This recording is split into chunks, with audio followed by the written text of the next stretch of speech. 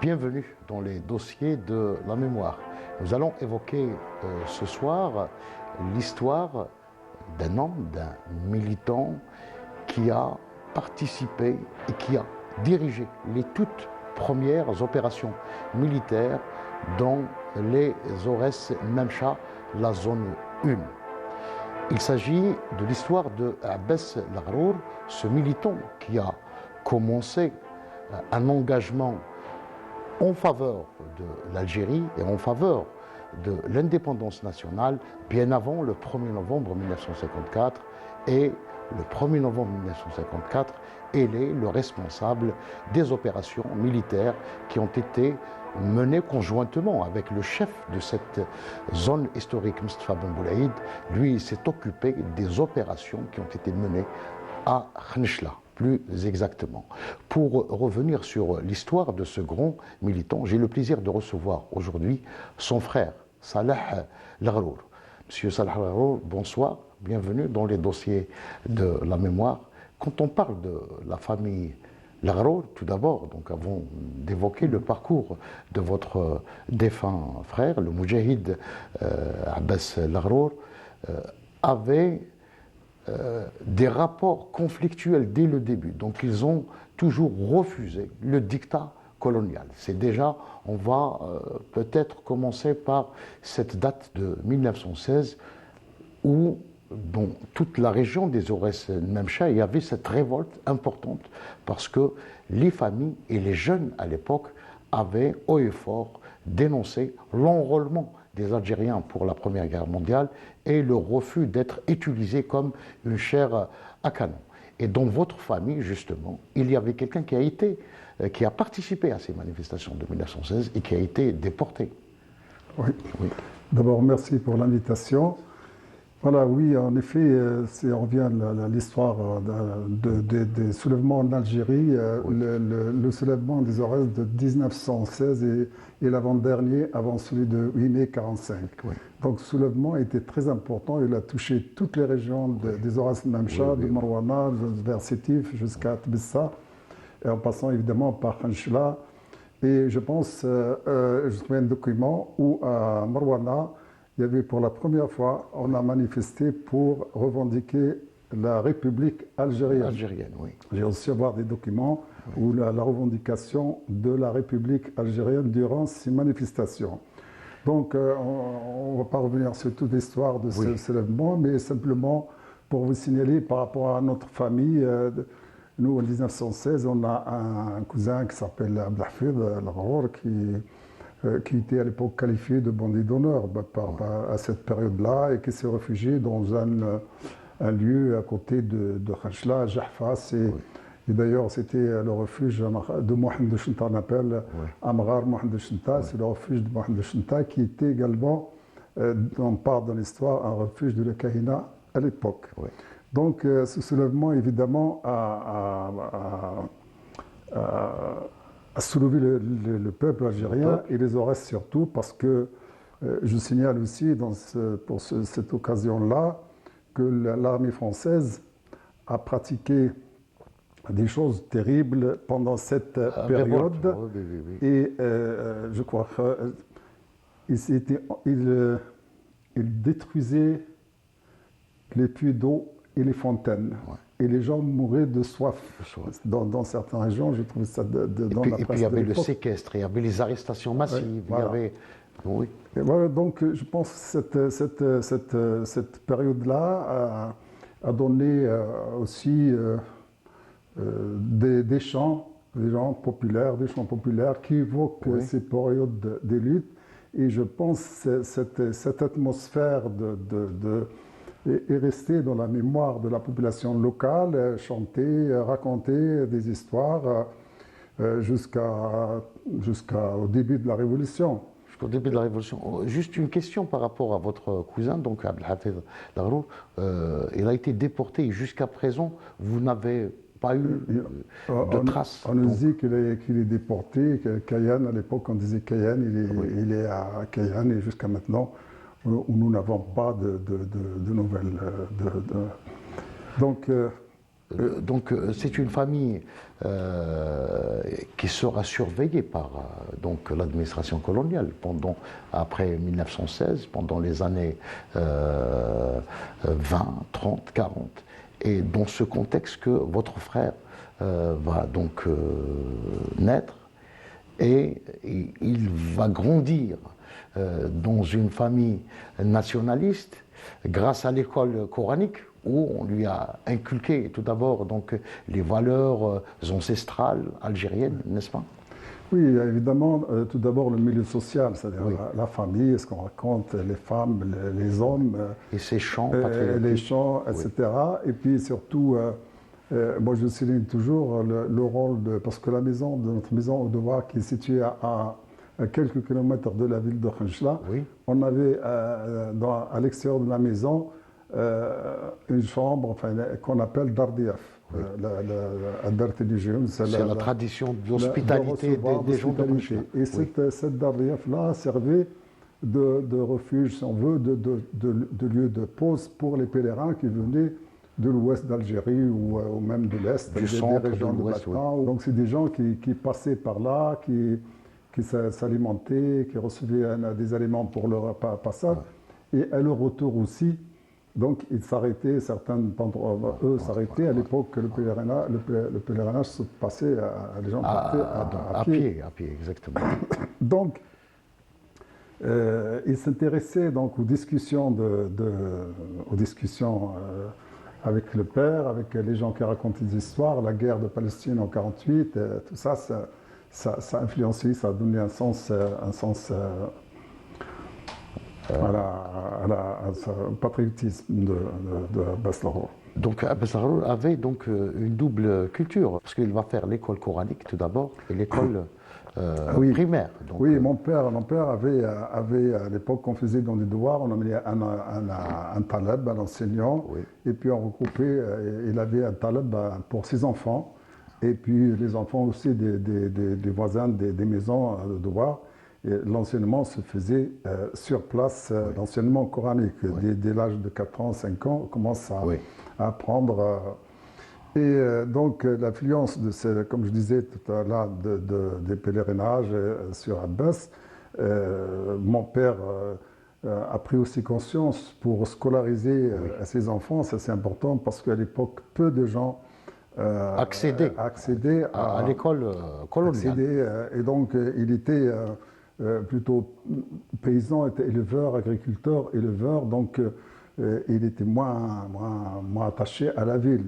Mais je pense, avec son intérêt pour la scolarisation de son enfant, il a acheté une maison en 1933 à Khenchela pour la scolarité de ses 4 enfants. Et les filles, malheureusement, il n'y a pas eu de scolarité, les filles n'ont pas été scolarisées. Abbas, donc, est rentré à l'école à l'âge de 7 ans, 8 ans, et il était en ville, il rentre à l'école, il suit ses cours normalement, et les témoignages des gens qui étaient avec lui à l'école, moi j'ai un témoignage de Fatah Sharfi, qui me disait qu'Abbas était très calme, mais il posait toujours des questions un peu pertinentes au niveau des classes déjà en primaire.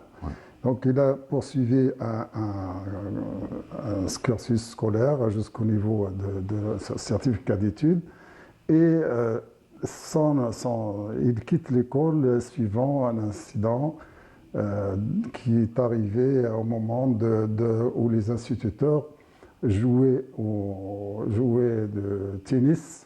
Et le terrain de tennis, il était en face de la maison, il était à 20 mètres de la maison. Et ça doit passer par là, regarder, et puis à un moment donné, un de ses instituteurs lui demandait de ramasser la balle. Et il a refusé de ramasser la balle. Et donc l'instituteur lui a demandé, il l'a renvoyé de l'école et demandé un mot des parents et Abbas a refusé. Il a refusé même à son père de faire un mot pour l'école. Donc, c'est un début de forme de rébellion parce que son caractère, donc, quand on parle d'Abbas actuellement, les gens qui l'ont connu, c'est quelqu'un de paisible, Oui, calme, de calme. serein, Il n'est pas oui. du tout. Donc, pour refuser comme ça, c'est qu'il avait quelque chose de fond de lui. C'est-à-dire, il a été sensible, il a été touché déjà par l'arrogance des colonialistes. La soumission. Et puis voilà, donc après, donc il quitte, on l'a renvoyé, il n'a pas quitté l'école, donc il a été renvoyé. Et puis il va travailler comme cuisinier donc dans une caserne militaire. Ça, c'est un moment qui va le marquer également. Donc il devient, il devient donc adolescent. Mon père avait un fils qui est disparu, son fils.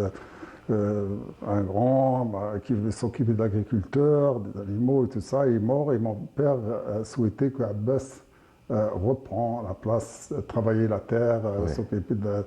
Abbas n'était pas du tout quelqu'un d'aller travailler la terre, il s'intéressait je pense, dans sa première, même à l'adolescence, à aller écouter ce qui se passait des partis au niveau politiques. Donc de l'agglomération urbaine. L'agglomération urbaine, de ce qui se passait comme réunion au niveau de l'association de Olama, l'UDMA, Khajla. Il faut dire qu'elle était un foyer de militantisme, c'est-à-dire à cette époque, il y avait tous les partis politiques à Khajla, des partis communistes, l'UDMA, l'MTLD évidemment, le PPA.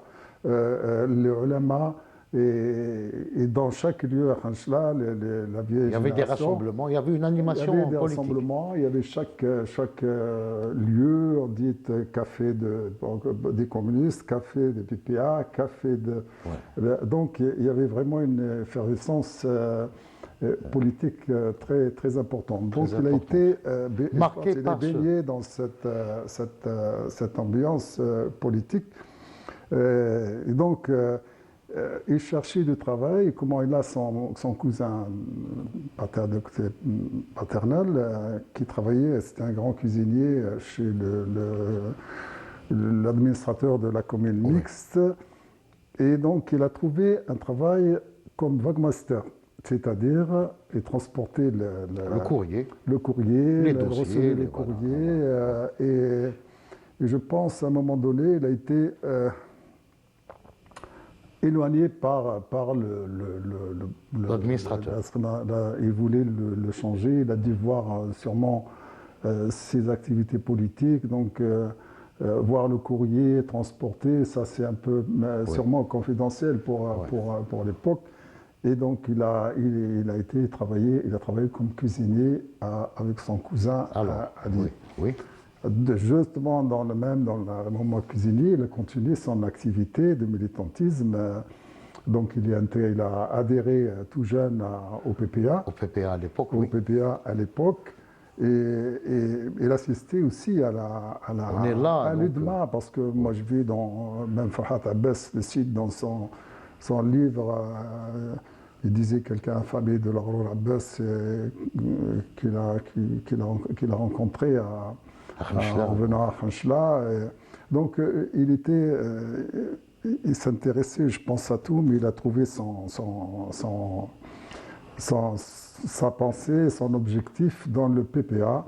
On sait que le PPA, c'est le premier revendiqué. Le parti nationaliste, depuis l'étoile nord-africaine, où la première fois on revendique l'indépendance de l'Algérie. C'était trop osé pour l'époque, mais ça a attiré beaucoup de militants, et particulièrement dans les Aurès. Tous les historiens disent, alors que Messa Ali Hadj n'a jamais visité les Aurès, il n'est jamais venu, mais il a été empêché, implanté dans la région d'Arris, c'est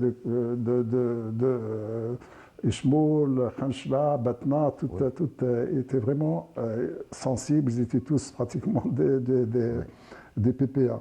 Donc Abbas est devenu... Alors cuisinier, elle aura des problèmes.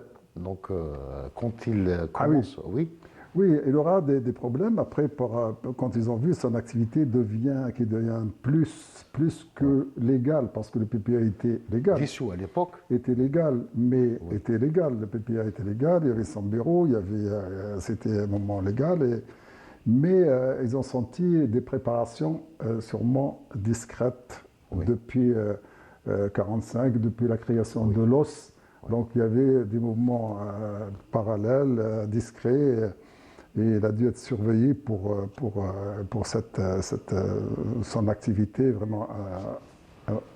extrémiste par rapport, pour l'époque, considérée par les Français comme extrémiste en dehors du parti légal qui était le PPA. Donc à ce moment-là, il sera éloigné également. Éloigné il est éloigné du travail, mais évidemment, il continue son Toujours il militantisme. était responsable, donc alors. Il C'est un était, bonhomme responsable dans sa vie. oui, Donc, oui, mais il va travailler, il ne va pas donc revenir à la maison, demander de l'aide, etc. Il a toujours su se prendre en charge. Donc il deviendra marchand de fruits et légumes. oui, Donc, oui, évidemment. tout en étant militant. Hein, oui, donc, après, il a oui. continuer son militantisme ou pour vivre, il a ouvert une boutique, pas une boutique, d'abord Un comptoir. devant le marché. Devant Oui. le marché, Une il avait installé une table devant le marché. Et donc il vendait en même temps, et il vendait les journaux. Il donnait la presse il donnait aux militants, les gens qui passaient.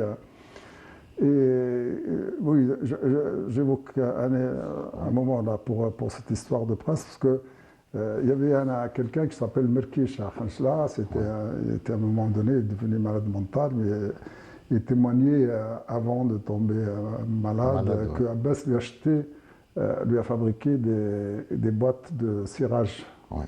Donc, pour ce monsieur-là, et donc c'est un jeune qui cirait, et en même temps, a ciré le cirage aux gens et aux Français. Et à chaque fois, il leur propose le journal. Ouais. Alors, il m'a raconté qu'un jour, il proposait un Français, il lui a ciré les pieds, et puis le Français lui a donné un coup de pied dans sa boîte et le journal. Et je parle de ça parce qu'à Abbas, pareil, à un moment donné, ils sont venus même devant le marché de la ville, et ils ont donné un coup de pied dans sa boîte, ses herbes qu'il vendait. Et toute la somme d'argent, pareil qu'elle était posée, parce qu'il y a un témoin qui est vivant, qu'ils ont tapé sur son boîte, et tous les doros de l'époque étaient par terre, et le témoin il me disait que Bess, elle avait un calme absolu, tranquille, est allé ramasser ses pièces et il est parti. Mais il a fini par ouvrir une tinda, ce qu'on appelle, devant chez lui. Il y a deux portes. La maison elle avait deux portes, une porte ouest, une porte sud. Et la porte ouest, il a fait une planche métallique, je crois, tinda, et puis il a fait une sorte de boutique. Ouais. Et donc là, c'était vraiment le militantisme, parce que la boutique, il y a juste ça, la chambre. Il avait une chambre là, c'était des réunions des militants du parti à l'époque. Qui passaient là, ils se réunissaient dans des différents militants qui ont été recrutés. Et donc, avant, il était militant, il est devenu... Après, il va devenir responsable du MTN, voilà. Donc de la région de Khanchla. Oui, il s'impose très vite. Il y avait une cellule à Khanchla, une cellule dont le responsable était Hachan Ibrahim, il est connu, grand militant de parti, de mouvement politique algérien, qui a cédé la place à Abdallah Mrad aussi, c'est un monsieur grand militant ici, qui est resté toujours messaliste jusqu'à sa mort. C'est Abdallah Mrad, on verra peut-être après pour le congrès. Et donc Abdallah Mrad était voisin d'Abbas, il habitait à côté. Un jour, la cellule commence à devenir plus importante, plus de monde, et il y avait entre guillemets, des intellectuels, disons des intellectuels, parce qu'à l'époque, les gens avaient des certificats d'études, c'était un grand niveau. Et puis le parti lui a demandé s'il pouvait trouver quelqu'un valable pour s'occuper de la cellule qui est devenue Qasma. Qasma. Voilà, qui est devenue Qasma, plus importante. Et ils ont créé même une cellule des étudiants. Des étudiants, pareil, étudiants entre guillemets, l'école professionnelle. Ils avaient des certificats d'études. Je cite ici Cha'ban Larour, c'est le frère aussi, qui était à l'école professionnelle. Et cette école professionnelle a donné 4 grands militants qui vont déclencher la révolution, qui sont des novembristes, Hammam Ammar, Chami, Oued Khmessi. Donc c'était vraiment une cellule. Une pépinière. Donc, oui, oui. Donc Abbas devient le chef de la Qasma de Khanchla. Évidemment, le militantisme n'est pas limité à la ville. Abdallah Mrad, qui était grand militant, il s'occupait aussi d'une région d'Il-Mamcha, la collecte d'argent, sensibilisation des gens. À Khanchla, l'ordre a été donné aux militants et aux gens de chanter pendant le mariage, pendant le hammam, de chanter l'hymne national de l'époque du parti, à l'époque Fida Oul Jazair. De chanter, c'est-à-dire il faut tout le temps évoquer, sensibiliser les gens avec tous les moyens. Donc il a fait un travail vraiment important. Évidemment, après il y a les contacts. C'est Cheikh Ali Bachir qui était responsable de la région de Batna, Khanchla. C'était lui le responsable de PPA au niveau des Ores, avec Mboulid, Ajoul, c'était des grands. Alors, c'est dans ce contexte qu'il va se lier d'amitié, parce qu'il était très très proche de Mboulid, cette figure donc emblématique également donc des Ores el-Mamcha, Mustafa Mboulid. C'était pendant cette période. Oui, c'était, disons, le bras droit de Mustafa Mboulid. Il partageait les mêmes visions. Un respect, c'est vrai, parce que moi j'ai fait aussi l'enquête, je voulais savoir à quel moment il a connu Mboulid. Oui. Et je pense qu'il a connu vraiment directement en 1948, parce que Mboulid a été rappelé par la France pour une mobilisation, et il a été rappelé à la caserne de Khanchla. Et donc je me suis dit sûrement pendant cette période-là, le passage, ils ont dû se voir, c'est-à-dire ils militaient évidemment chacun depuis 1945, mais ils se sont rencontrés et Mboulid a dû le connaître vraiment, et même, je sais, on va parler peut-être de début de la révolution, là, à la préparation de la... Avant, parce que je sais qu'il y avait une intense activité avant, à partir de 1948, les années 50, donc le démantèlement de l'os, et puis la crise du parti. Donc, oui, la crise du parti, oui. Je profite de dire qu'Abbas, après quand il a été renvoyé du travail, il a organisé une grande manifestation. Il paraît qu'il a coupé un monde vraiment important, peut-être à 1000 personnes à l'époque, ou 500 personnes, c'était.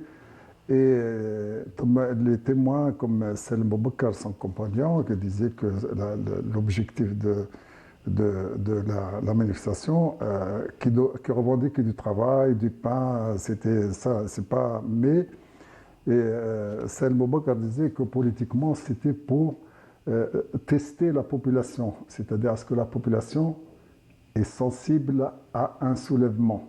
Donc, comme il y a eu beaucoup de monde, donc, je pense que c'est un genre de thermomètre pour voir la sensibilité de la population à la... Alors, c'est une sensibilité également qui a été observée, d'ailleurs vous le dites dans ce livre que vous avez consacré justement au parcours d'Abbas Larour.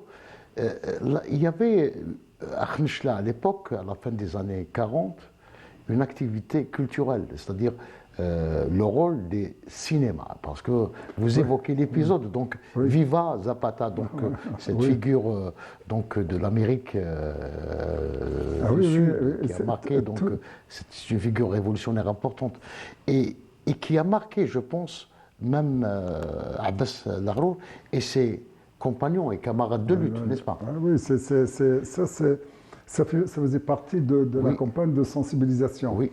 Donc déjà, quand il y a eu des militants déjà qui sont recrutés, des militants, donc ils partaient ensemble au cinéma. Il les invitait au cinéma. Le parti existait toujours, le PPA, mais ils allaient au cinéma. Il y a encore un témoin qui est toujours vivant, là, qui disait que Abbas nous amenait voir le film, et à la fin du film, c'est un débat sur le film, comment la guerre, pourquoi, et tout ça, ça participe à la formation.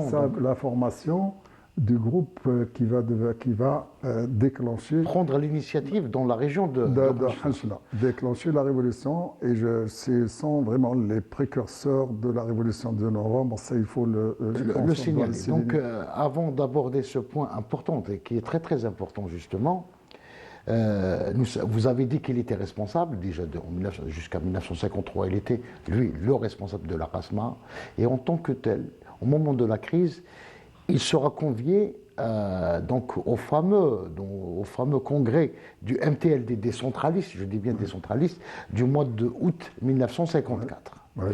Mais il va se démarquer des positions, n'est-ce pas? C'est-à-dire, le jour même du congrès, il va se démarquer des positions de de l'aile donc centraliste du parti à l'époque. Oui, moi j'ai des détails importants sur cette histoire, parce que je pense que les auditeurs, les téléspectateurs, les spectateurs doivent savoir que ce que je dis n'est pas une imagination, c'est pas de ma... c'est toute une documentation. J'ai eu par exemple... je suis tombé sur les confessions de Adjoul par son interrogation par les services français. Et ça, c'est vraiment une mine d'informations importante. Et justement, il y avait une conférence régionale à Constantine d'abord. Après, là, il y a eu aussi des problèmes, parce qu'ils ont renvoyé les missalistes, et même certains centralistes ont été renvoyés, et disaient qu'Abbas, justement, a fait là-bas une bagarre. Il a refusé, ça c'est Mohamed Larbi Madassi dans son livre qui cite cette histoire-là, où Abbas, quand quelqu'un voulait rentrer dans la réunion, ça c'est la réunion régionale à Constantine, je crois que c'est Mzrana qui voulait rentrer pour la rue pour assister au congrès régional de l'Est. Et il a dit, moi je voulais rentrer, je veux parler, laissez-moi parler, je vais parler au nom de Messali. Et Abbas, il lui a dit, si vous voulez parler au nom de Messali, moi je vais parler au nom de Dieu. C'est-à-dire, c'est pas la peine de tenir, nous on parle, c'est-à-dire Dieu, pour lui couper la parole. Après, au mois d'août, ça s'est passé au mois d'avril à Constantine. Je ne me souviens pas la date exacte, mais après le grande conférence qui s'est passée à Constantine, à Alger. Le congrès d'Alger. Oui, ça maintenant le congrès d'Alger. Le congrès d'Alger, je raconte comment ils sont partis. Chehani Bachir, Al-Ghrour, Blagoun, Adjoul. Et puis ils ont attrapé le train, ils ont rencontré des gens qui sont venus sûrement Bentobal. Et puis là, comment ils sont arrivés dans une grande salle à côté de la gare. À côté de la gare, et dans cette salle, ils ne savaient pas qu'il y avait, comment on appelle ça, que les boxeurs utilisent pour l'entraînement. Il a raconté, il a dit qu'il y avait un objet là qui était suspendu. Ils ne savaient pas que c'était un objet, donc ce qui veut dire qu'ils sont remplis dans une salle de sport. De sport, oui. Ils sont réunis dans une salle de sport, et ils citent de nombreux dirigeants, participants. Et c'est Chehani qui a pris la parole, et donc ils ont reçu des ordres de Mboulid, parce que Mboulid n'a pas assisté. Il est allé en Kabylie pour aussi la sensibilisation, c'est-à-dire pour décider de prendre des contacts. Pour décider de ne suivre ni les missalistes ni les centralistes. Donc convaincre la Kabylie, qui était à l'époque aussi très missaliste. Ben Boulaïd était, ce qu'il dit à Jules dans ses témoignages. Et donc, dans cette réunion, Cheikh Ali Bachir a pris la parole et c'était la revendication de faire comme une action comme celle de nos voisins tunisiens. Donc, il a défendu le principe de passer à l'action armée. De passer à l'action, mais sans voter pour ils étaient les résolutions du parti, exactement. Et sûrement, parce que le CRIA est créé, ils ont créé déjà le CRIA. Le CRIA a été créé au mois de mars. Voilà, au mois de mars. Le CRIA était déjà créé au mois de mars. Oui. Donc, il faut dire, nous sommes neutres, mais eux, ils sont en train de préparer. Déjà, le CRIA a été créé pour déclencher la révolution. Donc, il va faire partie également de cette importante réunion. Pour la réunion de deux, parce qu'il y a une réunion à El Green. Oui. El Green, à côté de Batna. Et c'est intéressant de souligner ce point-là. C'est Ajoul qui raconte, il a dit qu'il a reçu une convocation le 18 octobre pour une réunion à El Green, entre Batna et Khanchla. Et en arrivant, donc, on suppose... Enfin, moi, je suppose que la réunion, parce qu'il a dit le marché là où il était dans le Chmoul, il a dit qu'il fallait 2 jours pour arriver là, c'est-à-dire à faire son... Et donc, moi, je situe la réunion entre le 20 et le 22. 22 octobre. 22 octobre. Et dans cette réunion très très importante, parce que ça y est, ils avaient les décisions de déclencher la révolution. Exactement. Les 6, ils étaient 6. Il y avait Cheikh Hani Bachir, Ajoul, Khantara de Barika, Bachir Hajjaj de Khroub, Bas Ghrour et Ibn Boulaïd. Et quand ils sont rentrés pour la réunion, Ibn Boulaïd leur a dit mettez-vous au garde à vous. C'est la première fois. Ça y est, c'était... C'est l'organisation qui vient d'être lancée. Il a dit, c'est fini, là, je commande, et celui qui trahit, qui recule, c'est la mort. Alors, justement, voilà, l'organisation est née. C'est-à-dire, il fallait imposer une discipline, etc. Ben Boulaïd, au lendemain de la dernière réunion de la Pointe Pescada, donc Raïs Hamidou, il va y avoir une réunion importante. Donc, il va réunir les 6. Ce premier état-major, et là, ils vont un petit peu discuter des opérations, etc. Qu'est-ce qui s'est passé? Et je sais que le rôle de Abbas Laghrour, parce que c'est lui qui sera au devant de la scène, les actions qui seront menées à Khnechla seront vraiment spectaculaires, n'est-ce pas? Et là, dans cette réunion-là, Ben Boulaïd a distribué les rôles. Les rôles. Et ce qui est aussi... Abbas Laghrour a dit, il ne lui a pas donné de consigne, il a dit, vous faites comme tu fais comme tu veux, c'est-à-dire pour la confiance. Toute la région de Khnechla. Qui est là, Khnechla. D'ailleurs, il lui a promis des armes, parce que Abbas se plaignait, il n'y a pas assez d'armes, il n'y a pas assez d'hommes, il lui a promis des armes. La question là, moi je pense pour cette réunion, est-ce qu'elle a été précédée celle de 22, qui a eu lieu 24, 26 octobre. Parce que je me dis, est-ce que Parce que nous savons que le 23, 24, Ben Boulaïd était à Alger. Oui. Est-ce que cette réunion a eu lieu avant ou après? Avant, après. Alors, parce que comme Ben Boulaïd a rassuré le groupe que les Aurès pouvaient tenir pendant 5 mois ou pendant 1 an, c'est-à-dire il avait des armes, il avait des hommes, est-ce que en faisant cette réunion, il s'est assuré que son groupe, dans le Ghror Abbas, était prêt, ils sont là pour... Et donc, quand il est venu, il leur a dit, voilà, je suis prêt pour le déclenchement. Pour prendre à supporter une partie les premiers mois de la Révolution. Et c'est ce qui s'est passé au déclenchement de la Révolution. Quand même, c'était les Aurès qui étaient... Alors, contrairement peut-être aux autres membres de ce premier état-major de la zone 1, les Aurès de Memcha, Abbas Laghrour, contrairement aux autres, il avait une organisation déjà prête à Khnechla, n'est-ce pas? Ah oui, il avait 40... Il avait à son tour un petit groupe.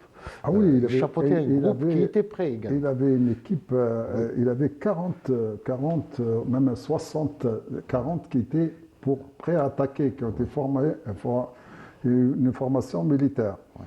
Et ce qui est, pas drôle, mais ce qui montre aussi le secret, parce que mobiliser 40, 60 personnes pour attaquer, les services français ne l'ont pas découvert.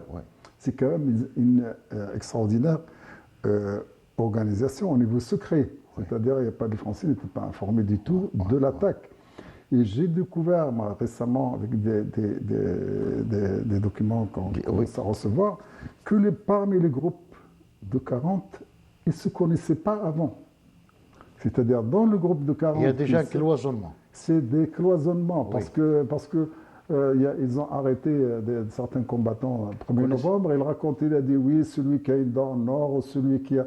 C'est-à-dire, ils ne connaissaient pas son nom. Ils ne connaissaient pas son nom. Donc, c'est vraiment une organisation très, très, très importante, très délicate.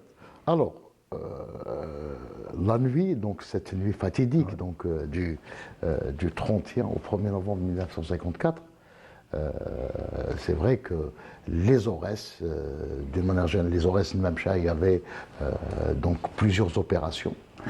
Et Khnechla se distingue également par le nombre d'opérations qui ont été menées cette nuit-là. Il faut dire que les Aurès, il y avait, chaque village allait se soulever. Et ils se sont soulevés, ils ne sont pas cités dans l'histoire. Beaucoup de villages, Oulja, des lieux comme ça inconnus, ils avaient des militants destinés pour des actions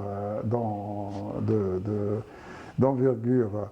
L'attaque de Khnechla, je pense, Abbas avait des hommes très sûrs, des hommes conscients, parce que, on va voir, juste après le déclenchement, ces hommes-là ont été envoyés comme précurseurs de la révolution un peu partout. Un peu partout, exactement. Parce qu'il n'y avait pas à Guelma, par exemple, Chaban al-Gharoui était à Guelma, Hassan Marir était à Sougharas, chacun était Marir, Hassan Ben Abbas Ghazali, tout ça, c'est des gens aguerris.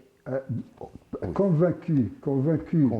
Parce que si on va après, comme la révolution, après, 1 an après, 2 ans après, il y a eu beaucoup de combattants et des combattants n'acceptaient pas de bouger, d'aller. C'est ce qui a provoqué parfois, peut-être plus tard, on va quelques dissensions, des dissidences, des gens. Mais là, c'était des hommes. L'aventure, Chaban ne connaît pas Galma, Ben Abbas Ghazali ne connaît pas Sougharas. C'est des hommes qui sont allés diffuser la révolution un peu à l'est, à l'ouest, partout dans la région des Aurès. Donc, est-ce que vous pouvez évoquer, ne serait-ce que les premiers attentats ou bien les actions spectaculaires Oui, l'action spectaculaire, celle du 1er novembre. Oui, celle du 1er novembre. C'est très important parce que donc les cibles étaient bien choisies. Tout a été bien organisé. Bon, ils n'ont pas récupéré des armes parce que Moulaïd était déçu après de ne pas récupérer suffisamment d'armes. Et premier officier tué dans la Khnechla, un soldat tué, un autre blessé, je crois qu'il est décédé par la suite. La caserne, le commissariat attaqué, ils ont attaché les policiers, ils ont récupéré des armes qui n'étaient pas des armes vraiment très importantes. Et là, je souligne aussi le caractère de la révolution, et ça c'est évoqué même de Salim Boubacar qui a écrit un témoignage, et même Yves Courrier, il parlait de ça, c'est que la nuit du novembre, Abbas al-Gharoui a donné des ordres ne tuer ni enfants, ni femmes, aucun civil ou homme, et même les sentinelles ne résistent pas. C'est-à-dire, leur objectif des militaires est récupérer des armes. Des armes, c'était ça. Récupérer des armes, c'est très l'objectif. Et ça, c'est pour dire aussi, c'est pas une sauvagerie, c'est pas une révolution sauvage comme on peut le. Et ça, c'est des. Et puis nous savons qu'Abbas al-Gharoui par la suite va participer à plusieurs batailles. Donc on parle je pense, de plus de 160 batailles. Oui, 160, ça dépend comment on regarde cette histoire de 160 batailles. Abbas était un grand combattant reconnu par l'armée française. Je pense, je tiens à beaucoup des livres Celui qui veut connaître, c'est Dominique Faral qui a écrit un livre où il parle vraiment des grandes batailles avec Abbas Sarour. Dans ce livre-là, qui est traduit en arabe par le ministère des Moudjahidines. Oui. J'ai un autre livre, mais je ne l'ai pas sorti de mon cartable, un livre écrit par Dominique Faral, le même qui a écrit. Celui-là était derrière Abbas Sarour en 1955. Moi, je l'ai rencontré et il a écrit un livre uniquement sur Abbas Sarour. Il est tellement impressionné par le personnage. En 1955, justement, donc en 1955, il y avait cette bataille de Khan Gitma'ash. C'est ça l'une des premières batailles. Oui, des batailles, c'est-à-dire il faut aussi relativiser les choses. Il y a des batailles. C'était des embuscades. Il y a des embuscades. Maash, il y avait Kamine de Tafassour. L'embuscade de Tafassour, c'est la plus réussie parce que ils ont récupéré des armes, ils ont arrêté 16 militaires. Et donc, ils ont brûlé les camions. Et Dominique Faral m'a raconté lui-même, j'ai rencontré, il disait dans ces camions qu'ils ont brûlés, il y avait tous les payes des soldats français. C'est-à-dire qu'ils auraient pu récupérer l'argent. Ils ont récupéré beaucoup d'armes. Donc, ils ont libéré les tabords. Et voilà l'officier, le lieutenant, qui demande à être libéré. Et ça, c'est raconté dans Rajoul qui raconte ça, et puis Madassi aussi dans son livre, que l'officier, Abbas, il a regardé l'officier, il était pas bien, et il lui a dit tu es marié? Oui, il a dit oui, vous avez des enfants? L'officier lui a dit j'ai 2 enfants. Alors Abbas, il a dit il a libéré, et il lui a donné quelques centimes pour acheter des bonbons pour ses enfants. C'est-à-dire montrer le côté humain. Donc. Humain, c'est pour ça on explique ça par la tradition. C'est pas un acte politique ni un acte. C'est un acte. Alors il y avait l'Osfor, il y avait Contis également. Donc, oui, Osfor, Zawiya, il y avait la bataille de Djarf. La bataille de Djarf, j'ai laissé en dernier parce que c'était le tournant dans les Aurès. Oui, le tournant de la révolution algérienne. Parce que le tournant, dans les Aurès et de la révolution algérienne. C'est la plus grande bataille. Il y a la bataille Zawiya, où c'est contre Bijar.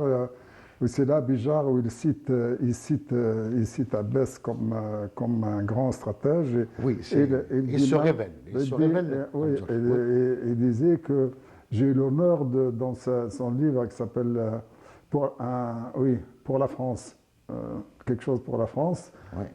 Il y a une parcelle de Gouloir, et il le cite ici, pour la France, où il décrit Abbas comme une personnalité extraordinaire.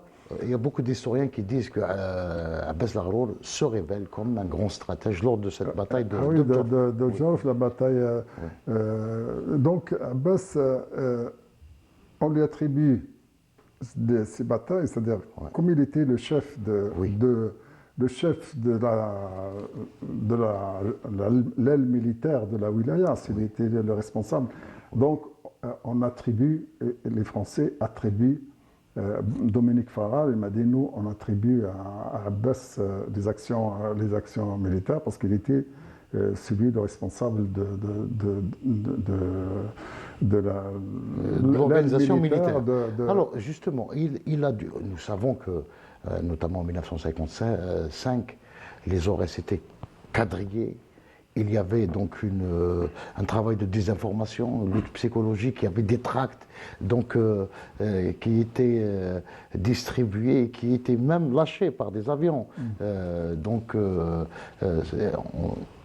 Essayons de sensibiliser les Algériens de manière générale à ne pas suivre les mots d'ordre du FLN. Et ça n'a pas marché, non? Ça n'a pas, la bataille de Djarf, parce que les Français, ils ont fait, c'est une bataille où la France a mobilisé 44 000 soldats. Ça, c'est les Français qui le disent. Eux, ils l'appellent, c'est une grande opération Timgad, ça s'appelle Timgad. C'est faire tout encercler les Aurès et étouffer la révolution. Parce que eux, dans leur tête, tout se passe si on arrête la révolution dans les Aurès, et ils arrivent au cercle où il y a eu la grande réunion organisée par Cheikh Hani Bachir à Ras Tarfa pour encercler vraiment, il y avait plus de 1000 personnes les combattants, dans cette réunion. Après, il y avait qui sauve qui peut les gens, et puis les civils étaient présents à la réunion, les moudjahidines donc se sont sauvés dans les rochers de Djarf, c'est des rochers extraordinaires. Des rochers, c'est à découvert. Oui, oui, voilà.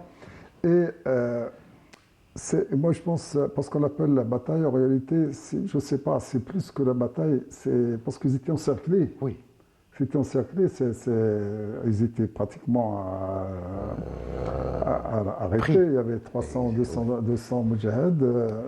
Ils étaient pris en étau. En étau, et il fallait qu'ils se rendent, il faut qu'ils patientent pour attendre. Et Adjoul raconte dans ses confessions au service français comment ils se réunissaient à l'état-major. Chihani était à chaque fois, c'était dans une grotte, Oui. Et à chaque fois, il rendait compte à Chihani Bachir sur le déroulement des opérations et sur les décisions à prendre. C'est-à-dire, il ne savait pas s'il attendre ou attaquer, prendre l'initiative d'attaquer. Prendre l'initiative à attaquer, à sortir de cet encerclement. Chihani n'était pas d'accord, donc il y a eu des débats, c'était vraiment des réunions, parce qu'ils étaient bien placés, protégés dans les rochers. Les Français ne peuvent pas les en tirer, ni par avion, ils ne pouvaient absolument rien faire. Et finalement, ils ont décidé, je crois, au bout du quatrième jour d'encerclement, de sortir et attaquer comme ça, frontalement, corps à corps. Et il y a eu des morts. Jules, il dit, il a eu quand même, il a dit 80 morts de combattants algériens. Les Français, il ne cite pas. Mais Jules lui-même, il dit, il la considère comme victoire parce que...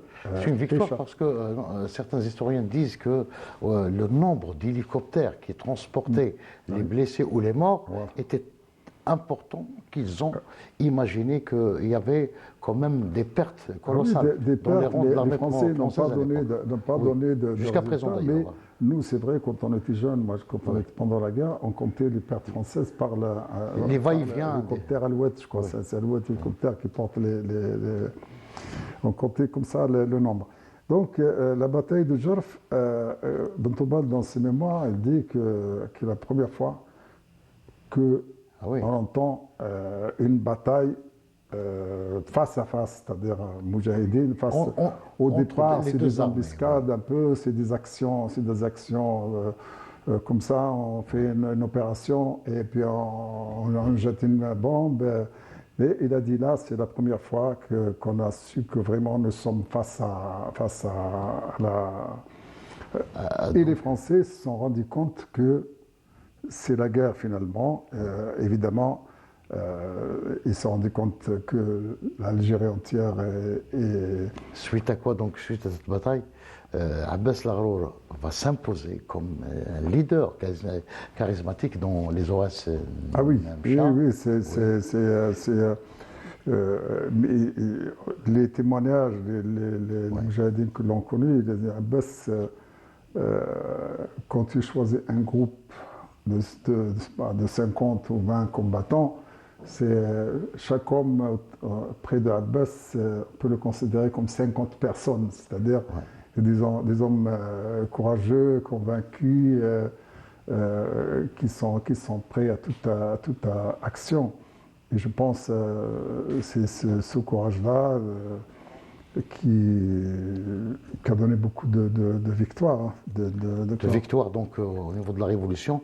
Donc je pense pour cette partie, aujourd'hui, donc on s'arrête à ce stade-là. Donc je vous promets donc, de nous rencontrer pour une deuxième émission pour revenir sur le parcours à partir de 1956. Donc 56, nous savons que Abbas Laghrour était pour un petit moment à la tête de la zone 1, la future wilaya 1 historique, les Aurès Memcha, avant son départ par la suite en Tunisie, n'est-ce pas? Voilà. Donc un dernier mot pour... Bah, merci pour ce travail-là de mémoire, de protection de notre mémoire. Et moi, le dernier mot, c'est Oui. nous souhaitons des critiques, des historiens qui critiquent ce qui se produit dans les livres d'histoire. Critique positive, négative, Exactement, je veux constructive, dire, exactement. parce qu'on écrit quand même beaucoup d'écrits, c'est formidable, mais parfois ça déforme. Oui, Voilà. ça déforme les faits. Donc, je tiens donc à rappeler, Monsieur Salah Lagrour, que vous êtes le frère de Abbas Lagrour, à qui vous avez consacré un livre, donc Salah Lagrour, Abbas Lagrour, du militantisme au combat en wilaya, une historique, un livre remarquable, très documenté sur le parcours de ce dirigeant de la révolution algérienne dans la wilaya 1 historique, les Aurès Memcha. Encore une fois, je vous remercie d'avoir accepté notre invitation. Je remercie l'équipe technique qui m'a aidé à préparer cette émission et excellente soirée et à bientôt.